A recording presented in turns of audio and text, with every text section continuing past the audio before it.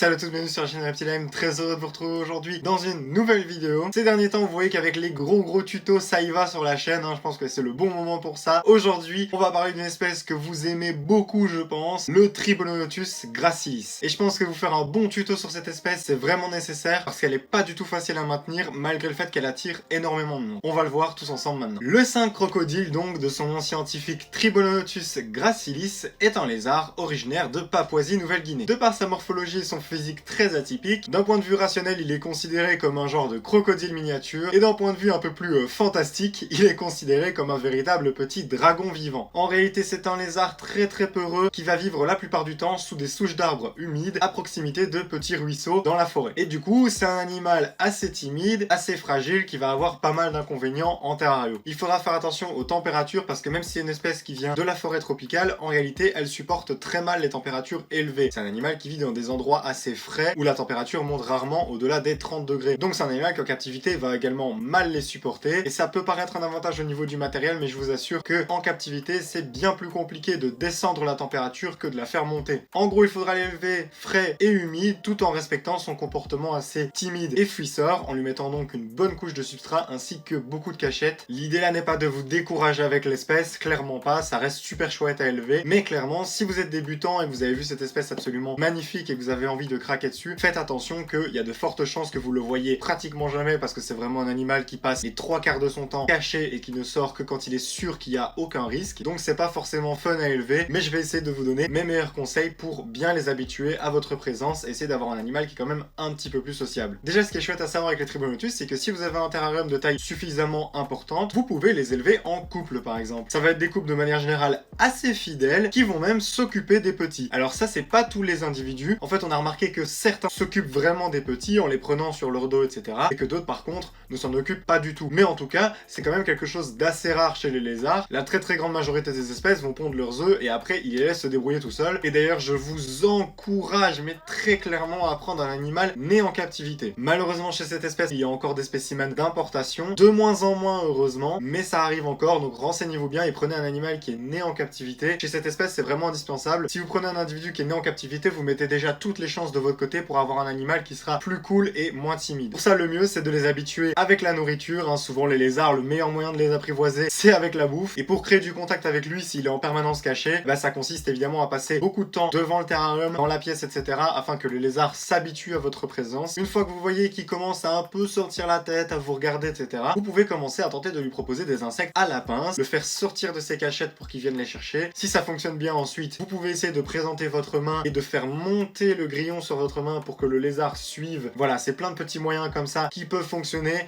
Malheureusement, il y a des individus avec lesquels ça fonctionnera jamais et qui resteront définitivement flippés, même des nés en captivité, et des individus avec lesquels ça fonctionnera super bien et où vous aurez un Tribonotus avec un comportement vraiment chouette. Ça, malheureusement, on peut pas savoir, ils sont tous différents, c'est comme n'importe quel être vivant. Maintenant que tu sais comment faire pour l'habituer à toi, il est temps de voir comment lui aménager un bon terrarium. Ça va de soi que c'est l'élément qui passe en priorité et que surtout tu vas faire ton terrarium avant d'adopter ton animal, histoire d'être sûr que tous tes paramètres sont bons et que ton terrarium est prêt à l'accueillir dans de bonnes conditions. Pour un Tribononotus adulte seul, tu vas prévoir un terrarium de moins 80 cm de longueur pour le mettre dans de bonnes conditions. Ce terrarium, ça peut aussi très bien être un aquarium que tu as transformé. C'est déconseillé pour beaucoup d'espèces de reptiles, mais pour les Tribonotus, étant donné que c'est un animal qui est habitué à vivre dans des environnements assez confinés et humides, c'est plutôt pas mal. Sinon, un terrarium en verre classique sera évidemment parfait. Ça va de soi que tu vas éviter les terrariums en bois ou en grillage pour des questions d'humidité. Pour ton terrarium, la hauteur, on s'en fout complètement. C'est vraiment pas quelque chose d'important. Ton Tribonotus, il est vraiment 100% terrestre et même fouisseur. Ce qui va compter surtout, c'est de faire un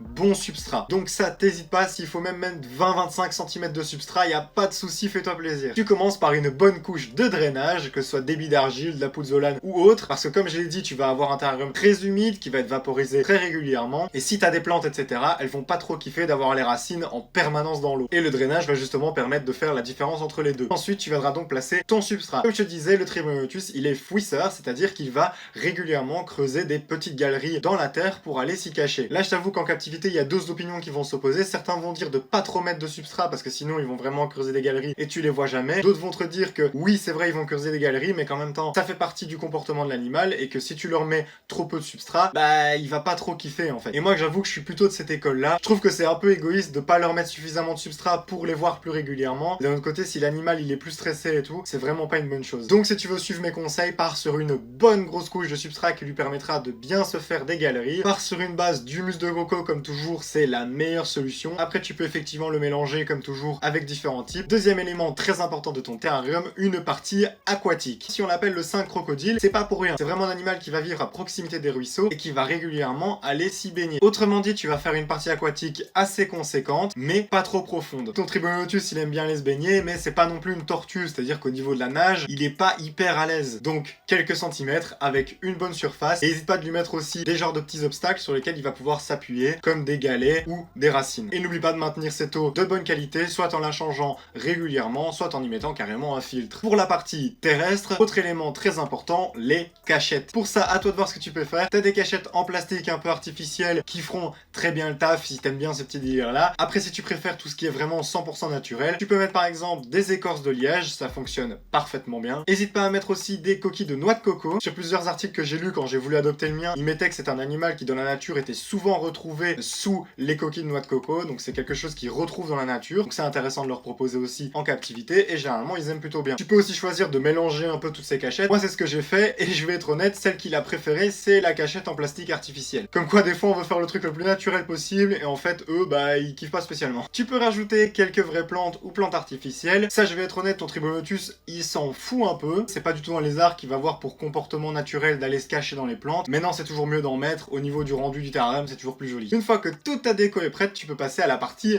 technique. Et comme je te l'ai dit, ton Tribonotus, tu vas l'élever frais et humide. Frais, ça veut pas non plus dire froid, il faut faire attention non plus à ne pas descendre trop bas. Après, tu peux tout à fait l'élever à l'année à température ambiante aux alentours des 20 degrés, ça ira très bien. Tu peux le rajouter un point chaud donné par un tapis chauffant piloté sur thermostat à une température d'environ 26 degrés. Tu le mettras dans un coin sous une cachette en particulier qui lui permettra de se thermoréguler. Mais ce qui va être surtout important, c'est l'été pendant les périodes de canicule. Si chez toi il fait vraiment chaud, envisage de descendre le terrarium à la cave, du moins pendant quelques jours, les jours les plus chauds. À l'heure actuelle, il existe aussi plein d'autres astuces comme mettre une bouteille avec des glaçons sur le côté du terrarium, voire carrément des petits climatiseurs sortis par certaines marques. Honnêtement, je ne saurais pas te dire ce que ça vaut, j'ai jamais vraiment testé. Au niveau de l'humidité, tu t'en doutes, il va falloir vaporiser régulièrement. Maintenant, je te rassure, c'est pas des grenouilles non plus, c'est-à-dire qu'il faut pas avoir un environnement constamment saturé en humidité. Pour ça, tu peux faire des vaporisations assez classiques, mais tu peux aussi alterner avec simplement arroser ton substrat. Au niveau des éclairages, ton Tribonotus, c'est un lézard qui va vivre en permanence caché, donc tu n'auras pas besoin de mettre des UV. Par contre, tu penseras à bien complémenter son alimentation avec du calcium, supplément vitamine D3. D'ailleurs, sur internet, on va te dire que le Tribonotus est un lézard nocturne. Par observation personnelle et pour avoir parlé avec certains passionnés qui en élèvent aussi, c'est pas du tout un animal nocturne en réalité. De là à dire que c'est un animal diurne, peut-être pas. En tout cas, j'ai l'impression que c'est surtout un animal qui s'adapte au mode de vie des insectes et des proies qu'il va trouver. En gros, dans la nature, ils ont peut-être une tendance un peu plus nocturne parce qu'ils se sentent plus en sécurité et que c'est là qu'ils vont trouver leur alimentation. Mais en captivité, si toi tu vis la journée, que ton Tribonotus il est habitué à ta présence et que tu es habitué à lui donner ses insectes dans la journée, et bah tu vas te rendre compte qu'en réalité, ces périodes d'activité, ça va être plus ou moins au même moment. C'est pour ça qu'en réalité, si tu arrives à avoir un individu cool qui est un peu curieux et pas trop flippé, tu verras que même la journée, il sera caché, mais tu verras de temps en temps sa petite tête sortir des cachettes pour t'observer parce qu'ils ont quand même ce petit truc de se dire qu'est-ce qui se passe autour d'eux. Et puis ils ont surtout le estomac qui parle et je pense qu'ils regardent en mode est-ce qu'il va me donner quelque chose ou pas. Après pour le coup là c'est mon expérience personnelle, je saurais pas dire si tous les Tribonotus sont comme ça. Voilà, je pense qu'on a fait un peu le tour des informations de base nécessaires à bien démarrer et accueillir ton Tribonotus. Si tu cherches à aller plus dans le détail, j'ai fait d'autres vidéos sur cette espèce évidemment sur ma chaîne, notamment des vidéos sur la désensibilisation qui peut être vraiment intéressante lorsque tu vas recevoir ton petit. N'hésite pas non plus à poser des questions en commentaire ou à venir me les poser notamment sur Instagram, j'essaie de vous répondre à tous. J'espère que cette vidéo vous aura plu, si c'est le cas n'oubliez pas de mettre un petit pouce bleu et vous abonner à la chaîne si vous la découvrez. Faire un tour du coup sur mes autres réseaux sociaux aussi, ça me fait très plaisir. Et on se retrouve la semaine prochaine pour une prochaine vidéo. Ciao tout le monde!